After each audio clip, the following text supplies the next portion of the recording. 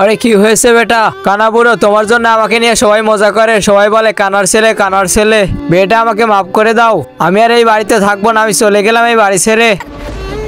5 বছর পর। বেটা এই ঠিকানাটা বলে দাও। জি আঙ্কেল, সামনে যে দারোয়ান দেখতেছেন না, ওইটাই বাড়ি। ঠিক আছে বেটা। আরে চাচা, কোথায় যাচ্ছ? বেটা এটা কি রবিউলের বাড়ি? জি, কি কাজ আছে রবিউল স্যারের বাড়িতে? ওকে বলো ওর বাবা এসেছে। আচ্ছা, আমি ওনাকে বলে আসতেছি। মালিক বাহিরে, আপনার বাবা এসেছে। আরে কানা বুড়ো আবার এখানেও চলে এসেছে। ওই কানা বুড়োকে বাহিরে বের করে দাও। আচ্ছা ঠিক আছে আঙ্কেল, ও আপনার সঙ্গে দেখা করতে চাচ্ছে না।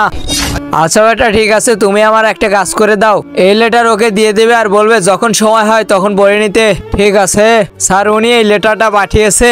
তার আগে তোমার জীবনে যদি এই জায়গাটায় একবার হলেও যাওয়ার ইচ্ছা থাকে তাহলে ভিডিওতে একটি লাইক দিয়ে চ্যানেলটিকে সাবস্ক্রাইব করে দাও আর কমেন্ট বক্সে আমিন লিখে যাও। বেটা তুমি যে জন্য আমাকে ঘৃণা করো সেটার কাহিনী আজকে বলবো। যখন তুমি ছোট ছিলে, খেলতে গিয়ে তোমার একটা চোখ নষ্ট হয়ে যায়। ডক্টর বলেছিল তুমি কখনোই একটা চোখে দেখতে পারবে না। তখন আমি তোমাকে আমার একটা চোখ দিয়ে তোমার দৃষ্টি ফিরিয়ে দিয়েছি, আর আজকে তুমি আমার সঙ্গে এমন করছো।